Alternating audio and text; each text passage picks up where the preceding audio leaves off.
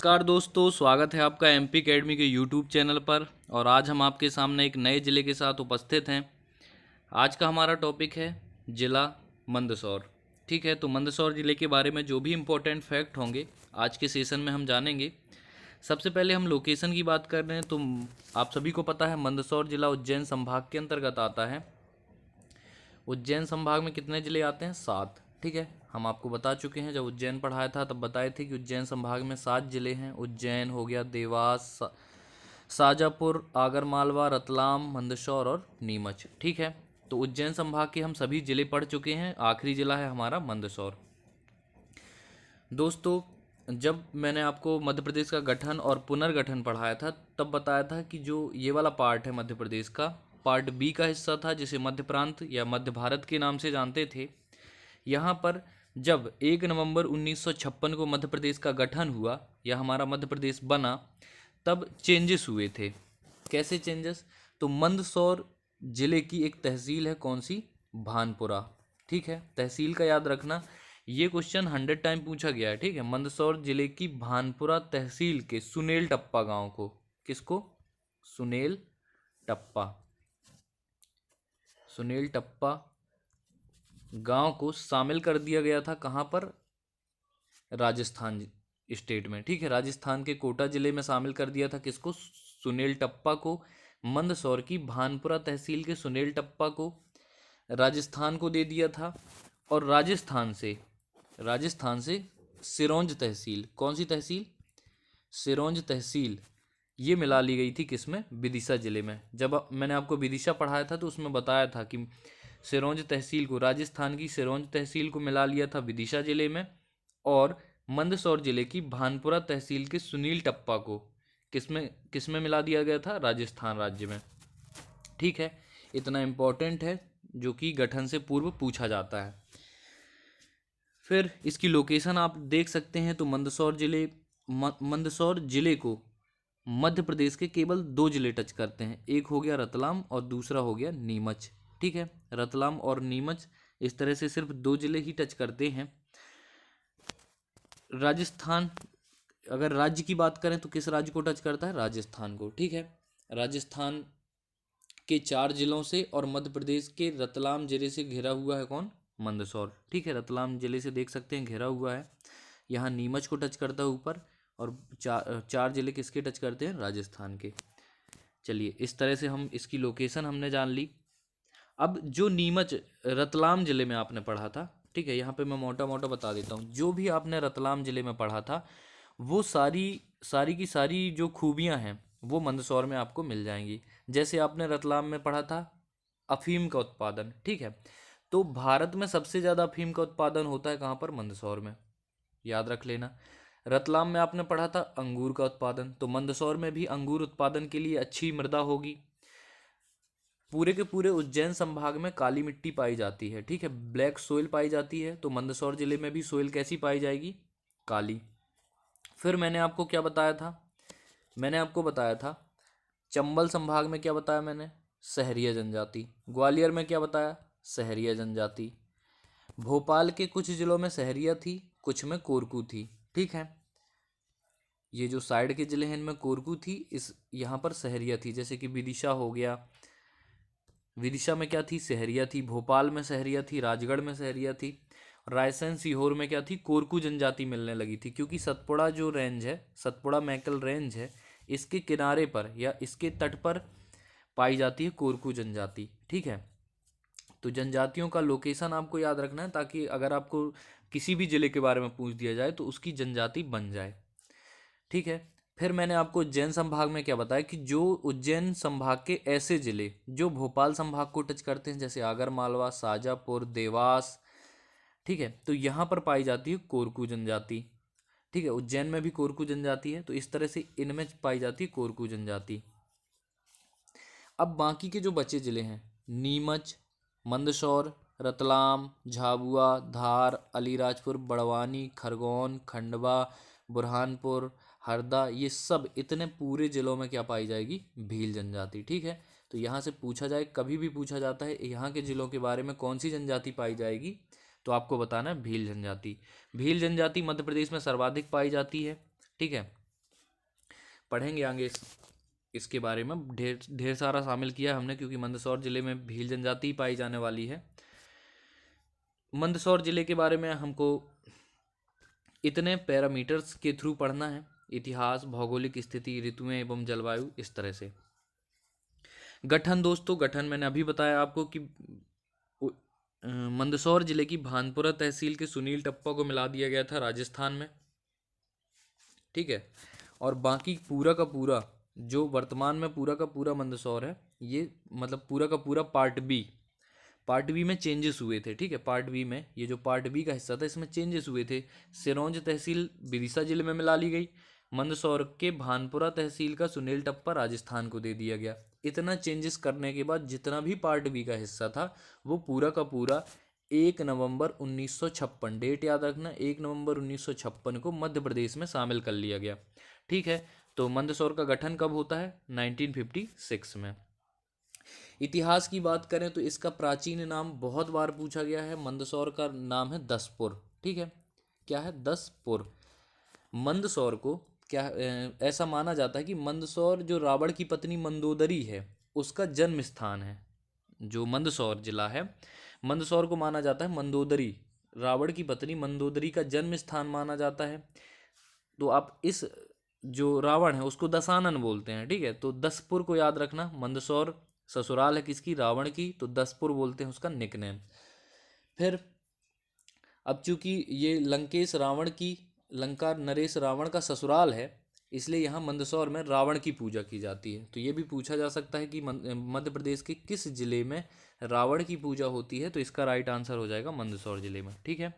इतना इम्पोर्टेंट है किसमें? इतिहास के बारे में, ठीक है, याद रख लेना। पार्ट बी का हिस्सा था, पहली चीज़। दूसरी बात यह है, इसका जो निक नेम है वो दसपुर है, और मंदोदरी का जन्म स्थान होने के कारण रावण का ससुराल हुआ, तो यहाँ पर रावण की पूजा होती है। फिर तो इसके निक नेम देख लीजिए। मंदसौर का प्राचीन नाम दसपुर, दिसावर, मिगनमल इत्यादि थे। मोस्टली जो पूछा जाता है वो है दसपुर।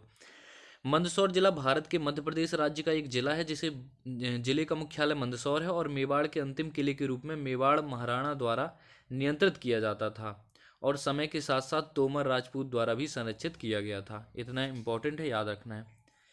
बात करें तहसीलों की, तो यहाँ पर मंदसौर, सीतामऊ, मल्हारगढ़, गरोठ, भानपुरा, सुबासरा, श्यामगढ़ और दलोदा, इतनी तहसीलें हैं। मोस्टली सबसे ज़्यादा क्वेश्चन पूछा गया तो दो तहसीलों से, एक तो मंदसौर और एक दूसरी भानपुरा। भानपुरा का मैंने आपको 10 टाइम्स लगभग बता दिया फैक्ट, ठीक है।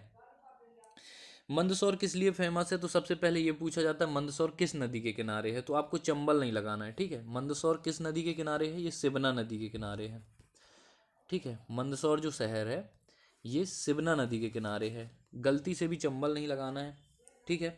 सिवना नदी के तट पर है। दूसरा, यहाँ पर पशुपतिनाथ का मंदिर है। पशुपतिनाथ का मंदिर, ठीक है, कहाँ पर है? मुरैना में। ये 100 टाइम पूछा गया क्वेश्चन है। पशुपतिनाथ का मंदिर कहाँ पर है? तो लगा देना है मंदसौर। सिमना नदी के किनारे, मंदसौर। फिर है हमारा भानपुरा में, मैं आपको बता चुका हूँ।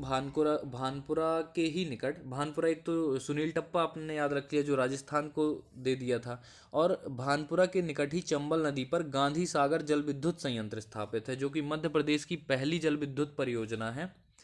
गांधी सागर डैम किस नदी पर है? तो चंबल नदी पर, और ये भानपुरा तहसील के निकट है। इसकी अगर क्षमता पूछी जाए तो 115 मेगावाट है, ठीक है। विद्युत उत्पादन क्षमता कितनी है? 115 मेगावाट। और आगे सब कुछ पढ़ेंगे। नदियाँ, कोई कन्फ्यूजन वाली बात नहीं है। सिवना नदी के किनारे है तो सिवना नदी मिल जाएगी, और गांधी सागर डैम मंदसौर में बना हुआ है तो चंबल नदी भी यहीं पर होगी, ठीक है। नेक्स्ट है हमारा सिंचाई परियोजना। तो जैसे कि मैंने आपको बता दिया, चंबल घाटी परियोजना मध्य प्रदेश की ये पहली परियोजना है। इस परियोजना का प्रारंभ हुआ था 1953 से 54 में, ठीक है। सन भी पूछा जाता है, इंपॉर्टेंट है। 1953-54 में स्टार्ट हुई थी चंबल घाटी परियोजना। यह मध्य प्रदेश की पहली नदी घाटी परियोजना है, और यह मध्य प्रदेश और राजस्थान की संयुक्त परियोजना है, ठीक है, याद रखना। चंबल नदी की जो परियोजनाएं हैं उनका एक कोड किया है हमने, क्या है? गरज। क्या है? गरज। गा से क्या होता है? गांधी सागर डैम, यानी गांधी सागर परियोजना। रा से क्या है? राणा सागर राणा सागर डैम, और जा से क्या है, जवाहर सागर, ठीक है, जवाहर सागर डैम। तो गांधी सागर परियोजना, राणा सागर परियोजना, जवाहर सागर परियोजना, ये तीनों परियोजनाएं किस नदी पर हैं, तो ये है चंबल नदी पर। और इन तीनों में से सिर्फ गांधी सागर परियोजना कहाँ है, हमारे मध्य प्रदेश में है। और बाकी की जो दो हैं, जैसे कि राणा सागर और जवाहर सागर, ये कहाँ पे मिल जाएंगी, ये मिल जाएंगी राजस्थान में, ठीक है। तो इम्पोर्टेंट है, गरज कोड है हमारा, गा से गांधी सागर डैम, रा से राणा सागर डैम, जा से जवाहर सागर डैम। गांधी सागर डैम मध्य प्रदेश में है, राणा सागर और जवाहर सागर ये दोनों डैम राजस्थान में है, ठीक है। फिर है मध्य प्रदेश के जो मंदसौर जिले में गांधी सागर परियोजना है, 115 मेगावाट विद्युत का उत्पादन होता है, ये भी मैं बता चुका हूँ। इसका जो कार्य है, मतलब कि इसका निर्माण 1953-54 से स्टार्ट हुआ था, 1954 में चालू हुआ था निर्माण कार्य, और 1964 में कंप्लीट हो गया था, ठीक है। मध्य प्रदेश की पहली परियोजना है, इसलिए इसका सन इंपॉर्टेंट है, ये पूछा जाता है 53-54, 1953-54, ठीक है।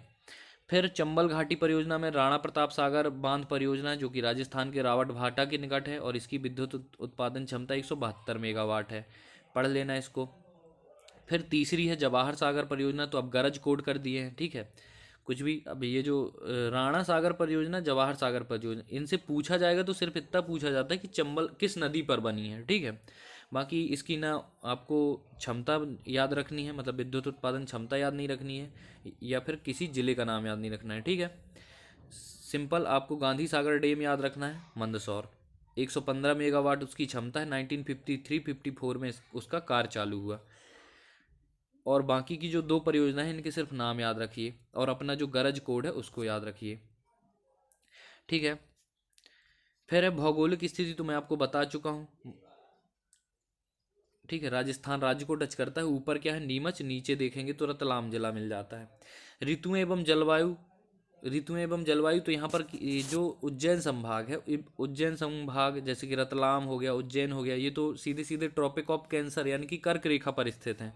तो सिंपल सी बात है कि यहाँ पर गर्मियों में ज़्यादा गर्मी होगी और ठंडियों में ज़्यादा ठंडी होगी, ठीक है।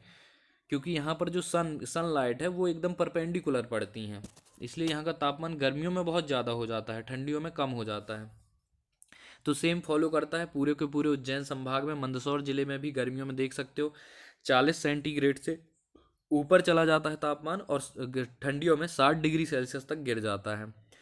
औसत वर्षा की बात करें 134 सेंटीमीटर है, जो कि एक बहुत अच्छी वर्षा, इसीलिए अंगूर की खेती के लिए अच्छी मानी जाती है। यहाँ की धरती मंदसौर और रतलाम दोनों की 134 सेंटीमीटर है। औसतन वर्षा जो मध्य प्रदेश की औसत वर्षा है वो है 112 सेंटीमीटर, और इससे बहुत ज़्यादा है, यानी कि यहाँ पर अच्छी खासी वर्षा होती है, ठीक है। देखिए, मैं बार बार आपको अंगूर बता रहा हूँ, ठीक है, अंगूर का जो फैक्ट बता रहा हूँ। अगर आपसे अंगूर का रिसर्च सेंटर पूछे तो रतलाम लगाना है, रतलाम में हम पढ़ चुके हैं। सबसे ज़्यादा अंगूर का जो उत्पादन होता है कहाँ होता है, रतलाम में। यहाँ पर उत्पादन होता है लेकिन सबसे ज़्यादा होता है रतलाम का, तो वो पूछा जाता है, ठीक है। यहाँ पर उत्पादन होता है लेकिन सबसे ज़्यादा रतलाम में होता है, तो वहाँ पर जैसे अफीम अफीम होती है कहाँ पर, रतलाम में भी होती है, लेकिन सबसे ज़्यादा कहाँ होती है, मंदसौर में, तो इसलिए अफीम के लिए फेमस है मंदसौर। नेक्स्ट है हमारा, और जबकि हमने देखा था अफीम और एल्कलॉइड फैक्ट्री कहाँ थी, नीमच में थी। मिट्टी की बात करें तो अब ये तो बहुत बार पढ़ चुके, मतलब सातों जिले में आपको बताया है कि उज्जैन संभाग में काली मिट्टी के अलावा कुछ भी नहीं पढ़ना है। लोहा और चूना के कारण ब्लैक कलर होता है, लावा के जमने से इसका निर्माण होता है। प्रकृति वेसिडिक यानी कि क्षारीय होती है, पीएच मान 7.5 से 8.5 होता है, नाइट्रोजन की कमी पाई जाती है, और कपास के लिए सर्वाधिक उपयुक्त है, इसलिए इसे कपास मिट्टी कहा जाता है। निकनेम है रेगुर या रेगड़ मिट्टी। इतना इंपॉर्टेंट है काली मिट्टी। मध्य प्रदेश के भूभाग में सबसे ज़्यादा पाई जाने वाली मिट्टी भी है काली मिट्टी। तो इस तरह से ये भी पूछा जाता है कि इसका परसेंटेज कितना है मध्य प्रदेश में, तो 43 से 47% के बीच में पाई जाती है कौन, काली मिट्टी। देख सकते हैं लगभग 50% है ना, देखा जाए ये परसेंटेज पूछा जाता है, इसलिए आपको लगभग याद नहीं करना है, 43 से 47 के बीच में होना चाहिए, ठीक है। तो ये परसेंटेज है किसका, काली मिट्टी का, एमपी में। फिर है मंदसौर जिला गेहूं और सोयाबीन की खेती के लिए अच्छी है। तो जैसे गेहूं की बात आई है तो गेहूं का सबसे ज़्यादा उत्पादन होता है होशंगाबाद में, और अगर कोई भौगोलिक क्षेत्र में पूछे तो मालवा में होता है। और गेहूं का जो रिसर्च सेंटर है वो कहाँ पर है? पवारखेड़ा, होशंगाबाद। मैं इसलिए रिपीट कर देता हूँ ताकि आप बार बार सुने तो याद हो जाएगा। सोयाबीन का सबसे ज़्यादा उत्पादन उज्जैन में होता है, रिसर्च सेंटर इंदौर में है, बता चुका हूँ मैं। ठीक है, तो यहाँ पर भी ये खेती होती है क्योंकि ब्लैक सोइल जो है वो गेहूँ, सोयाबीन, कपास इन सब के लिए अच्छी सोइल मानी जाती है।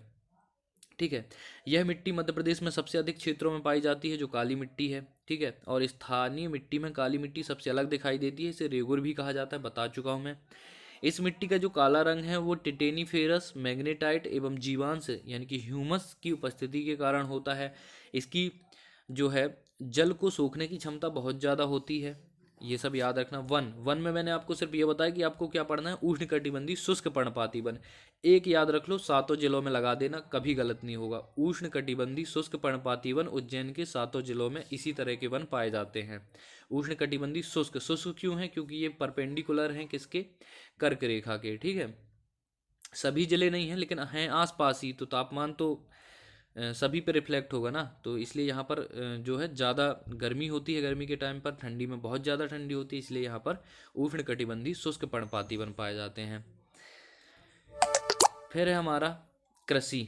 तो कृषि में आप देख सकते हैं मंदसौर जिला मुख्य रूप से अफीम की खेती के लिए प्रसिद्ध है, क्योंकि यहाँ पर मध्य प्रदेश का सबसे ज़्यादा, मध्य प्रदेश ही नहीं बल्कि कि देश का सर्वाधिक अफीम मंदसौर और नीमच जिले में पैदा किया जाता है। ठीक है, तो आपको अगर अफीम का क्वेश्चन आता है तो आपको नीमच ना लगा के मंदसौर ही लगाना है। ठीक है, आप जितने भी प्रैक्टिस सेट सॉल्व करेंगे, क्वेश्चन बैंक लगाएंगे, तो आपको मंदसौर के अलावा कोई ऑप्शन नहीं मिलेगा। फिर है हमारा, एक और मैं फैक्ट बता देता हूँ मंदसौर के बारे में। यहाँ पर स्लेट का कारखाना, तो उसको हम उसमें देखते हैं ना। अभी तो खनिज में चलें। खनिज क्या है? अभ्रक मिलता है, अभ्रक के बारे में बता चुका हूँ। खुद खुद बेड कंडक्टर यानी कि कुचालक होता है, लेकिन इसका विद्युत उत्पादन में यूज किया जाता है। जिले जरूर पढ़ लिया कीजिए जो यहाँ पीडीएफ में रहते हैं, जैसे कि कहाँ कहाँ पाया जाता है, तो इससे आपको बेसिक आइडिया हो जाएगा। बालाघाट है, छिंदवाड़ा है, जबलपुर संभाग में आते हैं दोनों, होशंगाबाद नर्मदापुरम संभाग में, अभी इसका भी नाम चेंज हो गया है। ठीक है, झाबुआ, मंदसौर, नीमच, नरसिंहपुर, शहडोल, सीधी और टीकमगढ़ जिले में पाया जाता है अभ्रक। ठीक है, यह विद्युत का कुचालक होता है, मैं बता चुका हूँ। इस खनिज का उपयोग औषधि, बिजली, मोटर, टेलीफोन, लालटेन की चिमनी आदि के निर्माण में किया जाता है। औद्योगिक परिदृश्य की बात करें तो स्लेट पेंसिल इंडस्ट्री, जो कि मैं अभी बता रहा था, स्लेट पेंसिल इंडस्ट्री जिले की मुख्य इंडस्ट्री है। और मंदसौर स्लेट पेंसिल निगम भारत के प्राकृतिक स्लेट पेंसिल के मुख्य निर्माता हैं। ठीक है, तो जो स्लेट पेंसिल इंडस्ट्री पूछा गया क्वेश्चन है, स्लेट पेंसिल इंडस्ट्री कहाँ पर है, तो ये है हमारी मंदसौर जिले में। ठीक है, जीवाजी राव शुगर कंपनी, ये भी मंदसौर में है। अभी तक पूछा नहीं गया है, लेकिन जीवाजी राव के नाम पर है तो कन्फ्यूजन पैदा कर सकता है, क्योंकि जीवाजी राव के नाम पर आपने सब ग्वालियर पढ़ा होगा। ठीक है, ग्वालियर या शिवपुरी में पढ़ा होगा, लेकिन ये जीवाजी राव जो शुगर मिल है ये कहाँ पर है? अपनी मंदसौर जिले में। तो थोड़ा सा कंट्राडक्शन टाइप का लग रहा है, इसलिए इसको याद रखना। नया गांव में सीमेंट उद्योग इंपॉर्टेंट नहीं है, 1982 में स्थापित है। Messrs Rajaram and Brothers starch factory है, इंपॉर्टेंट नहीं है। जनजाति स्टार्टिंग में ही बता चुका हूँ कि जो जिले उज्जैन संभाग के जो जिले भोपाल को टच करते हैं उनमें कोरकू लगा देना, और जो नहीं टच करते हैं बचे हुए जिलों में भील जनजाति लगा देना। ठीक है, किस तरह से मैंने आपको बताया था भील जनजाति के लिए सबसे ऊपर क्या था? नीमच। इस तरह से क्या है, याद हो जाता है। ठीक है, नीमच, फिर उसके बाद क्या आता है? मंदसौर। मुझे मैप याद है इसलिए मैं बता देता हूँ, नीमच, मंदसौर, फिर है हमारा रतलाम, फिर रतलाम के बाद क्या आता है? तो झाबुआ है, फिर इसके बाद अलीराजपुर है, यहाँ पर धार है, बड़वानी है, इस तरह से खंडवा, खरगोन है। यहाँ पर सब में क्या मिलेगी आपको? भील जनजाति मिलेगी, तो याद रख लेना। मध्य प्रदेश के अतिरिक्त जो भील जनजाति राजस्थान, महाराष्ट्र एवं गुजरात में भी पाई जाती है। भील भील जनजाति मध्य प्रदेश की सबसे बड़ी जनजाति है, इसलिए इसके बारे में जो भी फैक्ट हो उन सबको आपको पढ़ना है। ठीक है, भील शब्द की उत्पत्ति संस्कृत भाषा के भिल अथवा द्रविड़ शब्द बील से मानी जाती है, और बील का शाब्दिक अर्थ है धनुष। ठीक है, भील का शाब्दिक अर्थ क्या है? धनुष है। धनुर्विद्या में निपुण होने के कारण इन्हें भील कहा जाता है। जो भील जनजाति होती है, भील ट्राइब्स होते हैं, ये धनुर्विद्या में निपुण होने के कारण इन्हें भील कहा जाता गया। भीलों की उपजातियां पूछी जाती हैं, भीली है, भिलाला है, बरेला, पटालिया, राथी यास, बेगास, उमड़ी आदि प्रमुख है। और इनमें उपजातियों में भिलाला सबसे बड़ी उपजाति है। मोस्टली अभी तक पूछी गई है भिलाला जनजाति, भील जनजाति की उपजाति, तो वो भिलाला पूछी गई है। ठीक है, यहाँ भिलाला उपजाति स्वयं को महाराणा प्रताप के वंशज मानते हैं। जो भिलाला उपजाति है ये महाराणा प्रताप के वंशज मानते हैं खुद को। ठीक है, प्रमुख मेले तो पशुपतिनाथ जी का मेला सबसे ज़्यादा पूछा गया क्वेश्चन है। पशुपतिनाथ का मंदिर कहाँ पर है, तो ये है मंदसौर जिले में, और यहाँ पर मेला भी लगता है पशुपतिनाथ जी का। बोलियाँ, क्योंकि ये मालवा का क्षेत्र है तो यहाँ पर कौन सी बोली होगी, मालवी बोली होगी। मालवी कहाँ कहाँ बोली जाती है, जिले पढ़ लीजिए एक बार, तो कौन कौन सी है, इंदौर, उज्जैन, रतलाम, मंदसौर, नीमच, देवास एवं धार में बोली जाती है। मालवी में राजस्थानी हिंदी की प्रमुख बोलियों में मालवी बोली का विकास सौरसैनी अपभ्रंश से हुआ है, मारवाड़ी से संबंधित है, बुंदेली, गुजराती एवं राजस्थानी का इसमें स्पष्ट प्रभाव दिखाई देता है। ठीक है, प्रमुख पर्यटन स्थल मोस्ट इंपॉर्टेंट है पशुपतिनाथ, मैं बार बार बोल रहा हूँ, ये भूलना नहीं चाहिए। पशुपतिनाथ मंदिर कहाँ है, मंदसौर में है, सिबना नदी के तट पर है। मंदसौर स्वयं सिबना नदी के तट पर है, गलती से भी किसी को चंबल नदी के किनारे नहीं लगाना है। ठीक है, सिबना नदी के किनारे है मंदसौर जिला, और जो पशुपतिनाथ का मंदिर है ये भी सिबना नदी के किनारे है। फिर है हमारा हिंगलाजगढ़ का किला, पूछा गया क्वेश्चन है। हिंगलाजगढ़ का किला भानपुरा तहसील में आता है। और नालछा माता मंदिर भी कहाँ पर है, मंदसौर में। सौधनी सिद्ध यशोधर्मन का विजय स्तंभ, सौधनी स्थित यशोधर्मन का विजय स्तंभ, मंदसौर। और पढ़ लीजिए चंदवासा, धर्मराजेश्वर, गरोठ, ये सब पूछे नहीं जाएंगे, फिर भी याद रहना चाहिए, मतलब एक बार पढ़ लेना चाहिए। मोस्टली सबसे ज़्यादा फेमस है यहाँ के दो मंदिर, कौन कौन से, सूर्य मंदिर। पहला सूर्य मंदिर कहाँ लगाओगे, मंदसौर।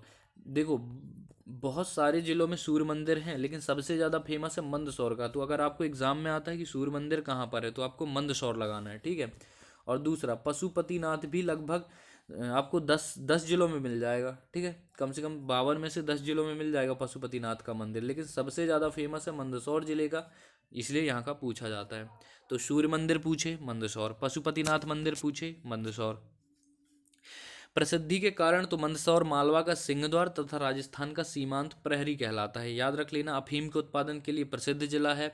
पशुपतिनाथ का विश्व प्रसिद्ध मंदिर आकर्षण का केंद्र है, इसलिए पूछा जाता है। और रामायण ग्रंथ में वर्णित यह मंदोदरी का जन्म स्थान भी है, जो रावण की पत्नी है। ठीक है, संग्रहालय की बात करें तो यशोधर्मन संग्रहालय है मंदसौर में, और इसकी स्थापना हुई थी 1982 में। प्रमुख व्यक्ति सुंदरलाल पटवा, पूर्व मुख्यमंत्री हैं हमारे मध्य प्रदेश के। ठीक है, तो इनका नाम याद रखना है। सुंदरलाल पटवा का संबंध है मंदसौर जिले से, जो कि हमारे पूर्व मुख्यमंत्री रह चुके हैं। अब मोटी मोटी चीज़ें पढ़ लेते हैं। मंदसौर का जो प्राचीन नाम है क्या है, दसपुर है। अफीम नगरी कहा जाता है क्योंकि अफीम का सबसे उत्पादन ज़्यादा होता है, भारत में सबसे ज़्यादा। फिर है अफीम नगरी, भारत में सर्वाधिक उत्पादन अफीम का कहाँ पर होता है, तो मंदसौर में होता है। दूसरा फैक्ट हो गया। और रावण का ससुराल होने के कारण मंदसौर में रावण की पूजा की जाती है, ये भी पढ़ लिए। मंदसौर को रावण की पत्नी मंदोदरी का जन्म स्थान माना जाता है। हिंगलाजगढ़ का किला है भानपुरा तहसील में। ठीक है, मध्य प्रदेश की पहली जल विद्युत परियोजना 1953-54 में काम चालू हुआ था, इसमें चंबल नदी पर स्थित है। और मंदसौर में सिमना नदी के तट पर पशुपतिनाथ शिवलिंग मंदिर भारत का एकमात्र मंदिर है। ठीक है, फिर है प्रदेश का एकमात्र उद्यानिकी, मोस्ट इंपॉर्टेंट है, प्रदेश का एकमात्र उद्यानिकी महाविद्यालय कहाँ पर है, तो मंदसौर में है। और दूसरा छिंदवाड़ा में अभी प्रस्तावित है, बना नहीं है। ठीक है, तो मध्य प्रदेश का भी एकमात्र उद्यानिकी महाविद्यालय है मंदसौर में। मंदसौर मालवा का सिंहद्वार, राजस्थान का सीमांत प्रहरी कहलाता है, ये भी इंपॉर्टेंट है, इतना याद रखना है। ठीक है, तो यहाँ की कुछ मैं आपको औद्योगिक इकाइयाँ बता देता हूँ, क्योंकि यहाँ पर बहुत ही ज़्यादा क्या है, औद्योगिक इकाइयाँ हैं, जिनके आप नाम सुन लीजिए ताकि आपसे पूछा जाए तो बन जाए। ठीक है, सबसे पहली कौन सी है, जो कि Jiwaji Rao sugar company limited है। मैंने आपको बताया था, जीवाजी राव देख के आपको ग्वालियर या शिवपुरी नहीं लगाना है, क्या लगाना है, Mandsaur. Jiwaji Rao sugar company limited, Mandsaur. Mandsaur steel private limited, Mandsaur, पूछा नहीं जाएगा। टेक्सटाइल मिल्स लिमिटेड मंदसौर में है। और AID इंडिया स्पिनिंग मिल्स कहाँ पर है, मंदसौर में है। ऋतुराज प्लास्टिक इंडस्ट्री कहाँ पर है, तो मंदसौर में। और भारत राज इंडस्ट्रीज मंदसौर में है। तो इस तरह से हैं। और एक बताया मैंने कौन सा, स्लेट, ठीक है, स्लेट पेंसिल का जो कारखाना है वो भी कहाँ पर है, मंदसौर ज़िले में है। तो इतना मंदसौर में इम्पोर्टेंट है जो कि पूछा जाता है। इसके अलावा हमने क्या पढ़ा, प्रदेश का एकमात्र उद्यानिकी महाविद्यालय ये भी कहाँ पर है, तो मंदसौर जिले में है, शिवना नदी के तट पर है। और एक है गांधी सागर अभ्यारण्य, गांधी सागर डैम भी कहाँ पर है, मंदसौर में। और गांधी सागर अभ्यारण्य, गांधी सागर अभ्यारण्य कहाँ पर है, तो ये भी है हमारा मंदसौर में, ठीक है। गांधी सागर अभ्यारण्य है मंदसौर में, ठीक है दोस्तों। तो जितना मंदसौर में हो सकता था, जितना कि मतलब एग्ज़ाम में पूछा जाता है, उतना हम आपके साथ शेयर कर चुके हैं। बाकी बची चीज़ें अब हम टॉपिक वाइज में कवर कर लेंगे। तो इसी के साथ हमारा वीडियो समाप्त होता है। जय हिंद, जय भारत।